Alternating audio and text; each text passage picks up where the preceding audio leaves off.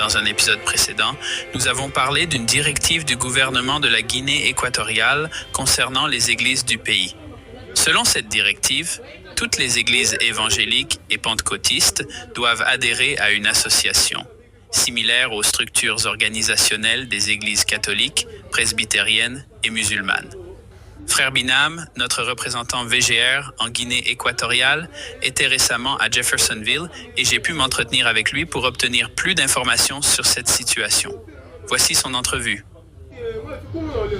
Aujourd'hui, nous avons le privilège d'accueillir ici, au bureau VGR à Jeffersonville, notre représentant VGR de la Guinée équatoriale, Frère Binam. Bienvenue, mon frère. Merci, Frère Will. Au début de l'été, nous avons fait état d'une réglementation gouvernementale exigeant que les églises et les pasteurs s'inscrivent avant de pouvoir faire des réunions en Guinée équatoriale. Frère Binam, pourriez-vous nous en dire un peu plus sur cette récente directive et sur la manière dont elle affecte les croyants là-bas? Oui, Frère William. L'été dernier, nous avons rapporté que le gouvernement avait décidé d'annuler les licences des églises, déclarant qu'il essayait d'établir une sorte de réglementation pour les églises en Guinée équatoriale.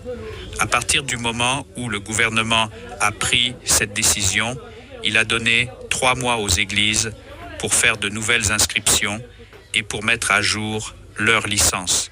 Ainsi, après ces 3 mois, certaines églises, et là je parle des églises du message dans le pays, pour les dénominations, vous savez qu'il n'y a pas de problème. Oui.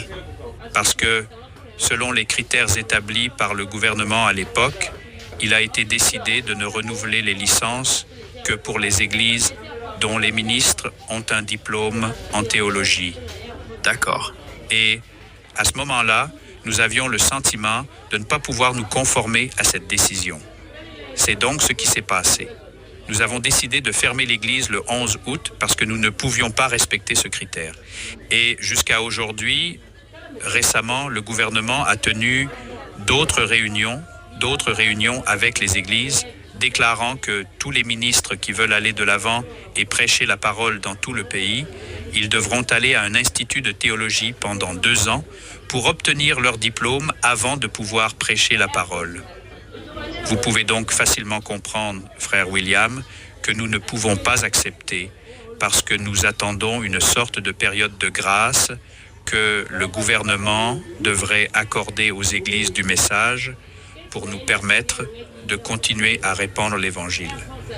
Mais ils ont décidé que ce ne serait pas le cas. Malheureusement, en ce moment, nos églises sont fermées. Wow! Comment les croyants réagissent-ils à cette situation? Comment le travail se poursuit-il en Guinée équatoriale? Vous devez comprendre que les croyants sont affectés parce que, comme Frère Branham l'a dit, nous aimons nous réunir et communier dans l'Église, vous savez. Et chaque fois que les croyants ne peuvent pas se réunir dans l'Église, dans l'Assemblée pour communier, pour louer le Seigneur et ainsi de suite, ce n'est pas facile pour eux. Mais pour ceux qui ont accepté les bandes, pour les églises qui écoutent les bandes, chaque service, il n'y a pas de problème. Que le Seigneur soit loué. Vous savez, en Guinée équatoriale, nous avons environ 20 églises qui écoutent les bandes et tous ces frères ne peuvent pas être totalement affectés de la même manière que d'autres frères le seraient. C'est pourquoi nous pouvons constater que dans le pays, il y a 2 lignes clairement tracées. Une ligne est tracée par les frères qui essaient de faire tout ce qu'ils peuvent pour que leurs églises soient ouvertes, pour que leurs églises soient ouvertes tout le temps. Et l'autre ligne est tracée par les pasteurs qui écoutent les bandes, parce que tous les pasteurs qui écoutent les bandes, évidemment, ils ne feront jamais un seul compromis pour que leurs églises soient ouvertes. Ils ont donc décidé de fermer leur église également, parce qu'ils ne peuvent pas se conformer aux exigences sociales. Oui, que le Seigneur soit loué, car il a pourvu d'un moyen d'entendre la voix de Dieu dans nos maisons, en dépit de ce que le gouvernement pourrait faire. Amen. Nous ne perdrons jamais notre pasteur. Amen. Jamais. C'est pourquoi, si vous vous souvenez, Frère William, en 2020, nous avons eu la pandémie de la COVID-19. Oui.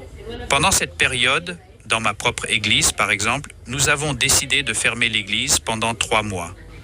Il semble que le Seigneur nous ait entraînés à faire face à la situation dans laquelle nous nous trouvons aujourd'hui.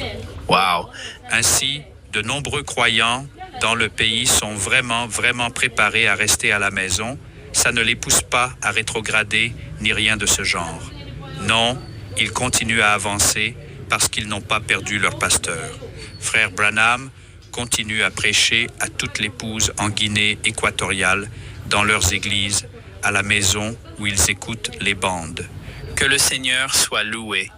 Nous étions loin de nous douter de la façon dont le Seigneur déploierait tout cela et de la façon dont cela allait se dérouler. Même ici, nous, les employés VGR, nous avons travaillé à la maison pendant de nombreux mois et les églises du monde entier ont dû fermer leurs portes. C'est tellement intéressant et c'était une formation. Puis de voir dans votre pays, où c'est le gouvernement qui impose cela, que vous devez vous conformer à ces règlements. Et c'est comme vous l'avez dit, c'était une sorte de formation. Et maintenant, ils n'ont rien perdu. Ils ne rétrogradent pas. Ils sont encore plus dans la parole. Oh, comme c'est merveilleux.